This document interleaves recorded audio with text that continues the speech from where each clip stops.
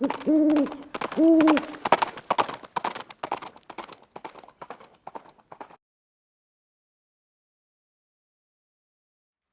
hey guys, it's Viejo here, and we are into the second week of March in 2025. We got a rainy day scheduled here the last couple of days, and probably tomorrow as well.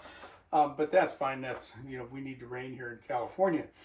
Hey, this is episode 13, part 2 of Wadcutter Wednesday. If you remember from last week, we cast up some of the Lyman 35887 wadcutters, another one for 38 special. And we showed those to you last week. Here's what the bullet looks like right here. And this week we're going to get them loaded and shot. We loaded them all again on the Lee 4-hole classic turret press. If you recall, I'm loading all of the 38 wadcutters in the series with the same charge, 2.8 grains of bullseye. Okay. The other ones, the 41 caliber, the 44s, and the 45s, are all going to be different from that, of course.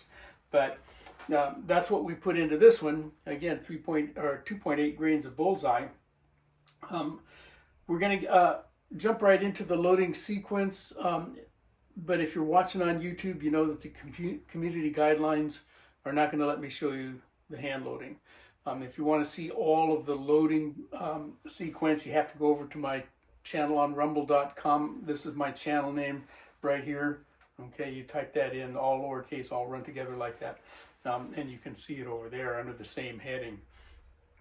But for those of you that are already on Rumble, we'll get right into the loading.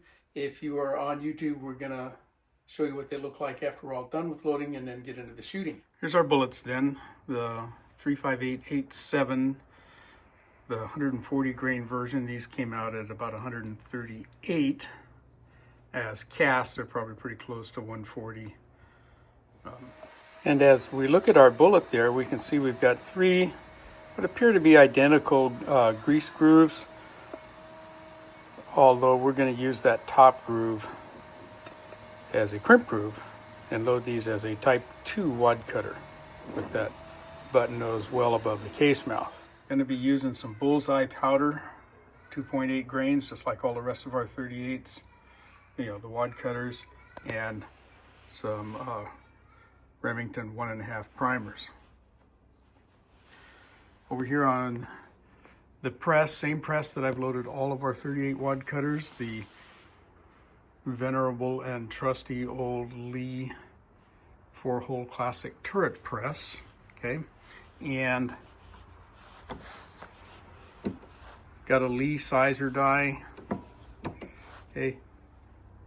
The Lee auto drum with the powder through flare and expander die.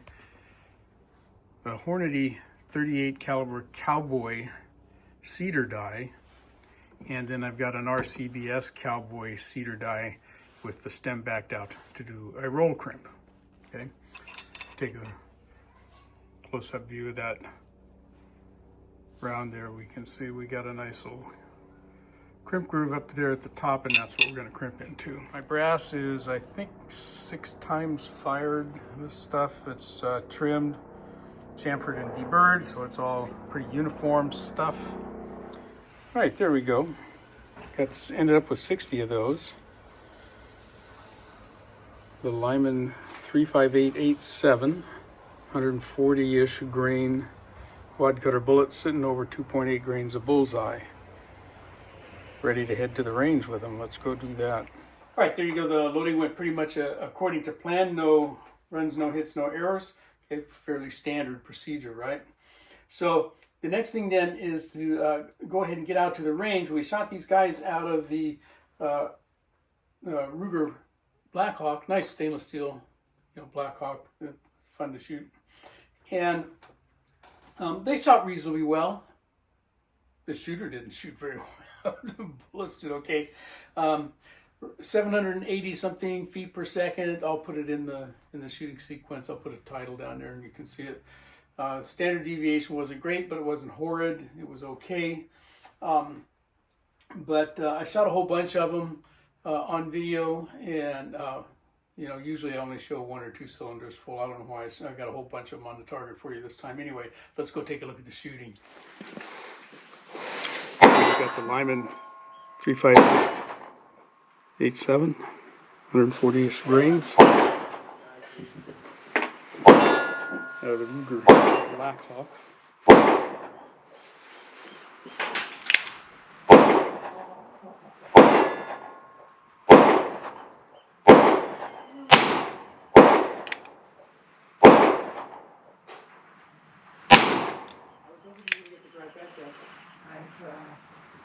Well, after shooting, a little bit of confidence. I know. That's what I thought. A little bit of confidence. Okay. It is. Go left.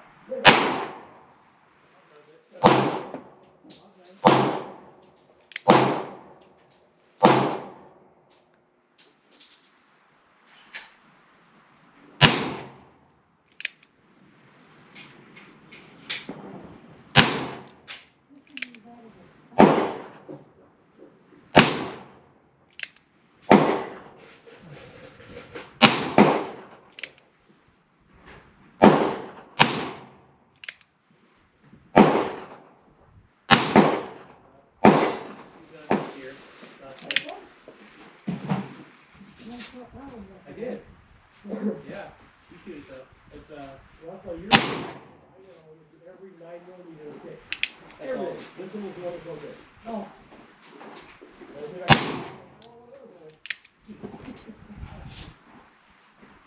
I don't know.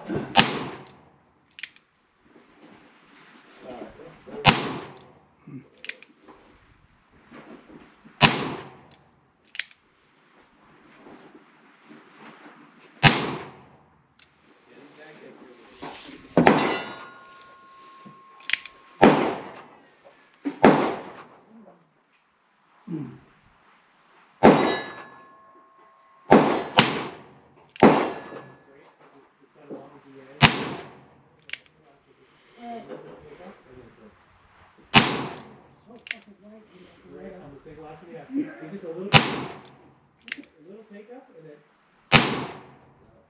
very light. Yeah. Okay, the middle round was the first 12 that I shot to do control with. Then upper left, upper right, lower left, lower right. Probably that lower right was the best one. Not stellar, but horrid. We're out there at 25 feet. There it is. Again, the fun day at the range. That was at the new range where I've been shooting since the first of the year. Some of these videos that you're seeing are stuff that I recorded way back when I was shooting at my previous range, and kind of they look different. But you know, you'll notice that if you've been around a while here. But anyway, hey, I was fairly happy with that. It's always fun to go to the range, right? And I kind of like shooting this Blackhawk. You know, nice single action. They're fun to shoot. All right, I think that's going to do it. I hope you enjoyed that video and got something out of it. But from the Viejo bench for now, that's all she wrote.